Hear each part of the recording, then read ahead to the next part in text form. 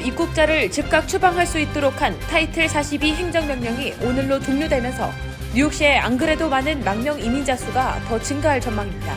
뉴욕시는 주거 행정명령을 임시 철회하는 등 난민 유입 비상사태에 대비하기 위해 특단의 조치를 내리고 있습니다.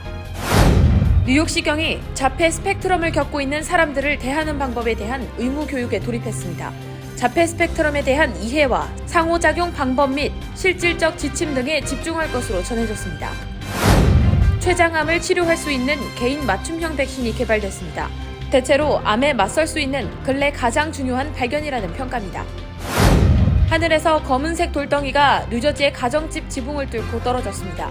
당국은 이 돌덩이가 유성우에서 갈라져 나온 운석으로 추정하고 있으며 가치는 수억 원에 달할 것으로 예측했습니다.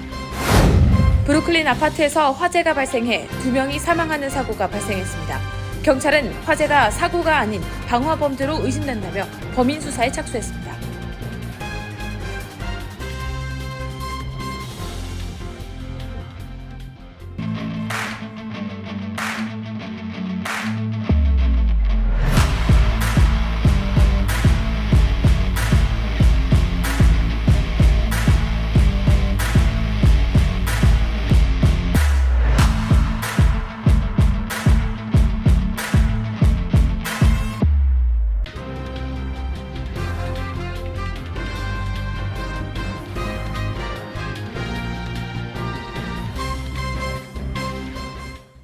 여러분 안녕하십니까? KBTV 뉴스9 이창환입니다. 불법 입국자를 즉각 추방할 수 있도록 만들어진 타이틀 42 정책이 만료되며 안 그래도 높은 난민의 수가 더 증가할 전망입니다. 난민 유입 비상사태를 선포한 뉴욕시는 부족한 난민 수용센터 수를 메우기 위해 최후의 경우 일부 도로를 폐쇄해 임시 대피소를 세울 수 있다고 전했습니다. 김용선 기자의 보도입니다. 코로나19 팬데믹 초기 트럼프 정부가 선포한 타이틀 42 정책이 오늘 밤 11시 59분에 만료되며 뉴욕시에 망명 신청이 밀려 들어올 전망입니다. 타이틀 42 정책은 이민정책 행정명령으로 국경요원들이 보건법에 의거해 코로나19 예방을 명분 삼아 미국 국경을 넘어온 입국자를 즉시 송환시킬 수 있는 권리를 기여하는 정책입니다. 이를 통해 지난 3년간 200만 명 이상의 망명자가 추방되었습니다. 그러나 코로나19가 종식되는 분위기로 인해 더 이상 타이틀 42를 유지할 명분이 없어지며 바이든 정부는 결국 타이틀 42의 종료 소송을 제기했으며 공화당의 항소에도 불구하고 결국 종료 명령이 내려졌습니다. 문제는 이로 인해 미국으로 유입될 망명자들의 수가 감당할 수 없을 만큼 크다는 겁니다. 텍사스의 경우 작년부터 받은 망명 신청자 수가 6만 명이 넘으며 뉴욕시 또한 내년까지 총 10만 명 이상의 망명 신청자가 있을 것으로 관측됩니다. 이에 이미 난민 유입 비상사태를 선포한 뉴욕시는 큰 혼란에 빠졌습니다. 지난 봄 이래 6만 명 이상의 난민을 맞이한 뉴욕시는 현재 120개 이상의 긴급 수용센터를 설립해 상황을 중화시키려 노력하고 있으나 당장 다음 주부터 매일 800명가량의 난민이 들어올 것으로 예측되는 상황에서 시 정부가 구비한 보호시설로는 이들을 수용하기에 턱없이 부족할 것이라는 분석입니다. 에릭 아담스 뉴욕시장은 이에 주거행정명령을 임시 철회시켜 상황을 중화시키겠다고 발표했습니다.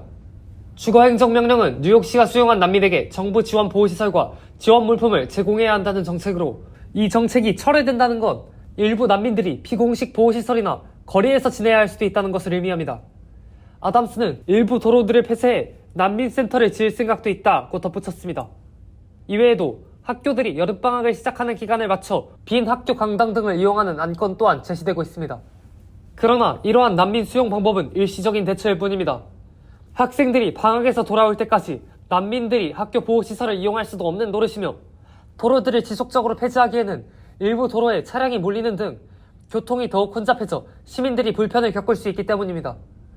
아담스 시장은 결국 난민들이 거주 장소를 찾는 게 난민 문제를 해결하는 유일한 방법이라고 덧붙이며 미 의회 측에서 난민 문제에 발빠르게 대처하지 못한 것이 현 사태의 원인이라고 전했습니다.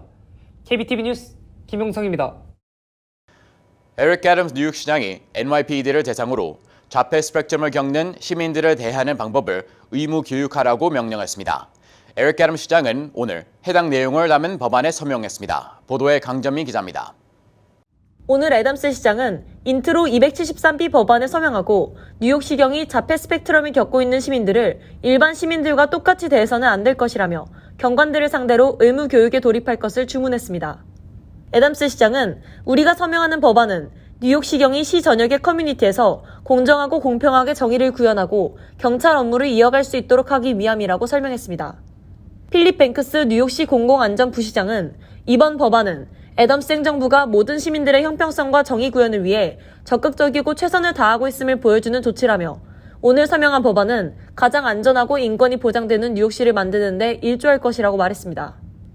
이에 키샨트 스웰 뉴욕시경 국장은 이번 법안을 기초로 모든 뉴욕시경을 대상으로 자폐 스펙트럼에 대한 이해와 상호작용하는 방법 등에 대해 실질적인 지침과 교육을 제공할 것이라고 약속했습니다. 메르세데스 날시스 뉴욕시 의원은 자폐를 겪고 있는 시민들의 경우 특별한 요구사항이나 행동 특이사항이 표출될 수 있으며 때로는 그들의 행동이 공격적이거나 지시 불이행으로 보일 수 있다며 이들에게 접근하고 교류하는 데 있어서 경관들이 이해하고 습득해야 할 부분이 많을 것으로 예상한다고 전했습니다. 이어 자폐 스펙트럼이 있는 시민들뿐 아니라 경관들에게도 이들을 이해하고 안전한 결과를 이끌어낼 수 있도록 오늘 법안에 서명한 애덤스 시장에게 감사의 말을 전했습니다. KBTV 뉴스 강정민입니다. 재발률과 치사율 모두 매우 높은 췌장암의 백신 치료법이 개발됐습니다. 이번 연구 결과는 암 예방 백신 연구에 한 획을 그은 것이라는 평가를 받고 있습니다. 자세한 소식 김은지 기자가 전해드립니다. 화이자와 코로나19 백신을 개발한 것으로 알려진 독일의 바이오엔테크사는 이번에 개발한 백신을 접종한 환자 절반에서 면역 반응이 일어나 췌장암이 재발하지 않았다고 전했습니다.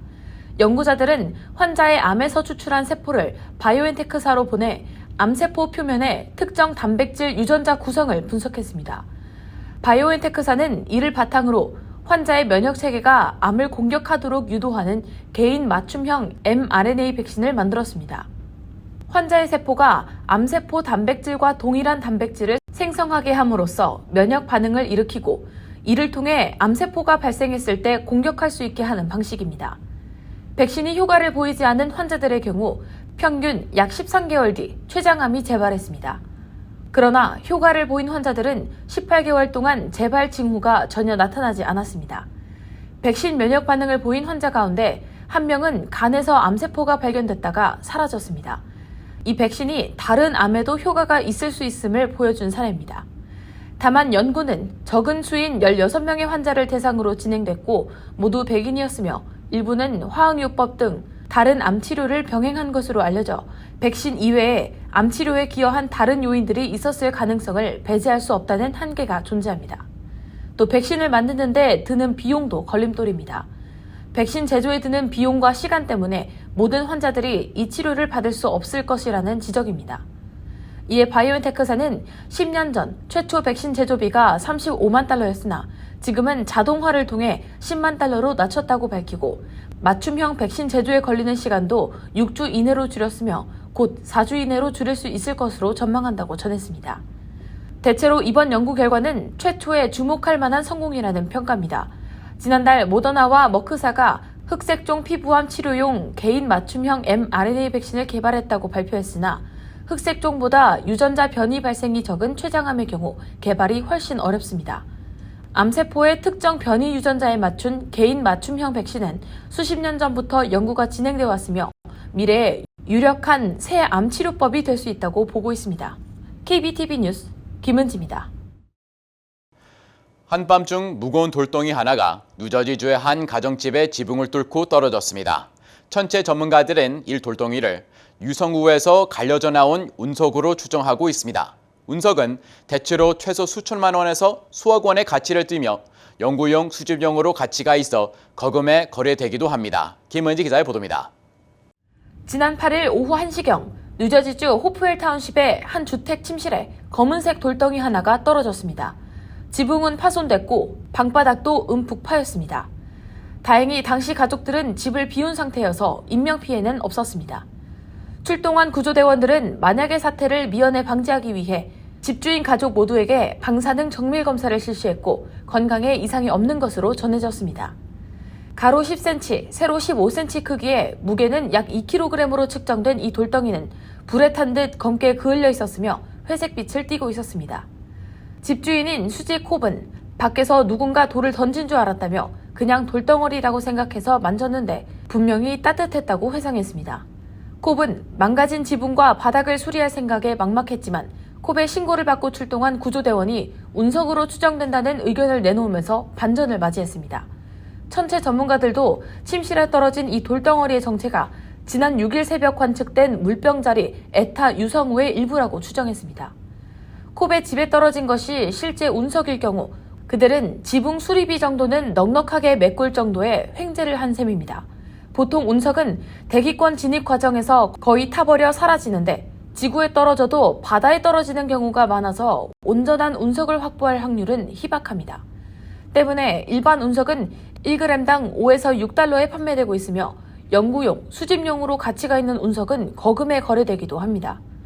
일례로 지난 2월 한 아르헨티나 남성이 무게 12.5kg짜리 운석을 밀반출하려다 적발됐는데 해당 운석은 100만 달러의 가치를 지닌 것으로 전해졌습니다. 또 불과 지난달에는 메인주 캐나다 국경 인근에 떨어진 운석을 두고 메인주 광물 보석 박물관이 1kg 이상 나가는 모든 운석 파편에 2만 5천 달러의 현상금을 내걸었습니다. 뉴저지 호펠 타운시 경찰은 물체를 식별하기 위해 여러 다른 기관의 도움을 요청했다고 밝혔고 소식을 접한 누리꾼들은 이에 대해 돌덩이가 아니라 복덩이다. 이런 게 바로 우주 로또다라는 반응을 보이고 있습니다. KBTV 뉴스 김은지입니다. 브루클린의 한 아파트에서 화재가 발생해 5명의 사상자가 발생했습니다. 이번 화재는 불길도 거셌고 불법 주차 때문에 진압 과정이 쉽지 않았는데요. 경찰은 이번 화재가 단순 사고가 아니라는 방화 범죄 정황을 발견해 범인 수색에 착수했습니다. 자세한 소식 김용선 기자가 전해드립니다. 지난 화요일 새벽 2시 브루클린 파운틴 애버뉴의 아파트 2층에서 화재가 발생했습니다. 인가 거주민들은 사이렌 소리에 눈을 떴습니다. I seen the fire was all over the second floor. Somebody opened the first floor front door and I seen the fire also in the staircase. I just saw a bunch of flashlights, firefighters breaking out the glass. I just heard screaming. 소방대원들은 화재 발생 후 2분 안에 현장에 도착했으나 곧바로 난관을 마주했습니다. 인근 소화전 옆에 차량이 불법 주차되어 있던 겁니다. 로라 카바노프 뉴욕시 소방청장은 불법 주차 차량이 최근 화재 현장에서 큰 걸림돌로 떠오르고 있다고 전했습니다. We are certainly seeing more and more issues of cars parked in front of hydrants and would just love to remind people that that has real safety implications. 소방대원들은 불길이 매우 거셌고 아파트 2층의 경우 불길이 창문 밖으로 튀어나올 정도였다고 전했습니다. We did have very heavy fire at the front door, which extended up the staircase to the third floor. 화재에 투입된 소방대원들은 총 60명으로 대원 1명이 부상을 입은 것으로 확인되었습니다. 한 36세 여성이 건물 내부에서 사망한 채로 발견되었고 구출된 4명의 어린아이 중 17세 소녀 1명이 병원에서 숨졌습니다. 이들은 근처에서 델리 가게를 운영하는 주인의 가족인 것으로 밝혀졌고 가게는 화요일 내내 개점하지 않았습니다. 한편 뉴욕 소방청은 이번 화재에서 수상한 점을 발견했습니다. 아파트 2층의 계단실 근처에서 화재가 시작된 불씨로 추정되는 것이 발견됐는데 자연 발화로 인해 생기기 어려운 니치라는 소견입니다. 이로 인해 소방청은 이번 사건이 단순 화재 사고가 아닌 누군가 방화 범죄를 저지른 것으로 판단하고 있습니다. 당국은 이 가족이 운영하는 델리가 지역 내에서 잘 알려져 있는 업소인 만큼 가족과 손님 등 주변 인물들부터 조사해 범인 수색에 착수했습니다. 한편 뉴욕시에서 올해 화재로 인해 사망한 사람들은 총 45명이며 이는 작년 같은 분기에 화재로 사망한 사람들보다 29%가량 높은 기록입니다. KBTV 뉴스 김용성입니다. 지난 9일 뉴저지주 운송국장은 트렌턴 주 의사당에서 열린 주상원 예산위원회 청문회에 참석해 매년 주요 경제지표에 맞춰 고속도로 통행료를 올리는 방침에 따라 2024년 1월 1일부터 뉴저지 턴파이크, 가든스테이트 파크웨이, 애틀랜틱 시티 익스프레스웨이 등 3개 고속도로의 통행료를 인상하겠다고 밝혔습니다. 뉴저지주는 매년 물가 상승률 등 주요 경제지표를 근거로 통행료를 인상하고 있는데 2022년과 2023년 1월에도 3%가량씩 올랐습니다. 올해 뉴저지 턴파이크는 이지패스 사용 기준으로 평균 4달러 95센트에서 5달러 10센트로 올랐고 가든스테이트 파크웨이는 이지패스 사용 기준으로 2달러에서 2달러 10센트로 인상됐습니다. 미주 한국국악진흥회와 뉴욕 한국문화원이 공동 주최하는 세계 한국국악 경연대회가 오는 7월 1일 뉴저지주 버겐카운티 아카데미 오디토리움에서 열립니다. 올해로 21번째를 맞는 이번 행사는 차세대 재외동포의 국악 참여를 통한 정체성 함양과 국악 저변 확대, 재외동포 국악인들의 기능 향상 및 한국 문화 홍보를 목적으로 합니다. 경연심사 결과에 따라 개인 부문 종합대상 수상자에게 국무총리상, 최우수상 수상자에게 문화체육관광부 장관상이 수여되며 경연 종목은 한국무용, 기악, 풍물, 소리로 구분되며 참가 자격은 유치원생부터 시니어까지 한국무용과 국악을 배우고 있으며 국악에 대한 열정과 실력을 갖춘 개인 및 단체면 모두 가능합니다. 신청 접수 마감은 오는 6월 15일 오후 6시까지이며 미주 한국국악진흥회 웹사이트에서 신청서 양식을 다운로드받아 작성한 뒤 미주 한국국악진흥회 이메일로 보내 신청할 수 있습니다. 월스트리트 저널이 미국에서 인플레이션 상황이 길어지면서 기업과 소비자들이 높은 물가에 둔감해지고 있다는 분석을 내놨습니다. 기업들은 제품 가격 인상에 부담을 느끼지 않고 소비자들도 인플레이션의 심각성을 정확히 인식하지 못하는 분위기라며 고물가가 고물가를 부르는 양상이라고 지적했습니다. 이 같은 모습은 인플레이션 장기화로 이어지고 결국 깊은 경기 침체 등 더욱 나쁜 상황을 초래할 수 있다고 분석했습니다. 최근 갤럽 조사 결과 미국인들은 이민, 총기 문제 등 다른 이슈가 더 중요하다고 인식했고 인플레이션을 가장 중요하다고 생각한 응답자는 9%에 불과했습니다. 앞서 미 노동부는 4월 소비자 물가지수가 전년 동월보다 4.9% 올랐다고 밝혔습니다. 2021년 4월 이후 최소폭의 상승입니다. 지난 3월 5.0%보다 오름폭이 줄었고 월스트리트가 집계한 전문가 전망치도 소폭 하회하는 수치입니다. 하지만 여전히 인플레이션은 높은 상황이고 오르는 임금과 가격에 사람들이 적응할 위험이 커진다고 월스트리트 저널은 경고했습니다. 미국의 코로나19 공중보건 비상사태가 3년여 만인 오늘로 종료됩니다. 이에 따라 그동안 무료로 제공됐던 코로나 진단 및 치료 관련 조치가 상당 부분 유료화된다고 미 보건복지부가 밝혔습니다. 가령 코로나19 진단의 경우 저소득층 의료보험 메디케이드 및 노인 대상 의료보험 메디케어가 아닌 개인 보험 가입자는 약정에 따라 자체 부담을 해야 합니다.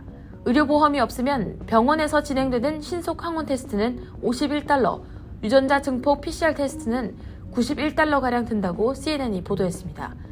코로나 확진 시 치료의 경우 메디케어 가입자에는 2024년 12월까지 무료 치료가 제공됩니다.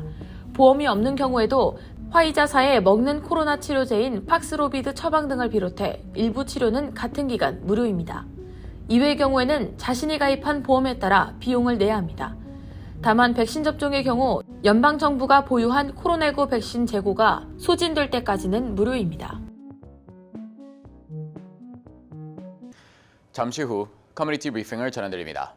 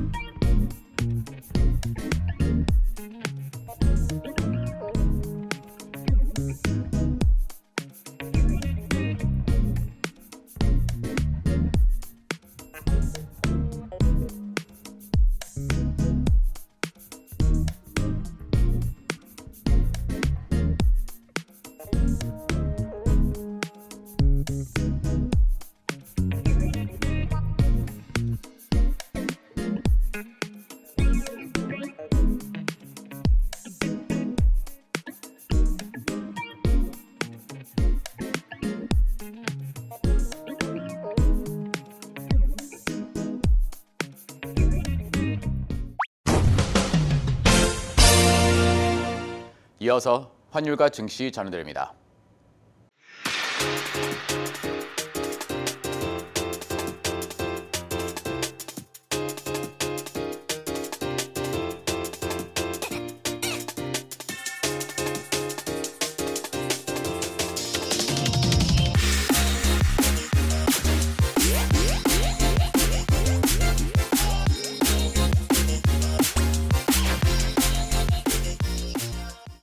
잠시 후 뉴욕과 뉴저지 날씨 전해드립니다.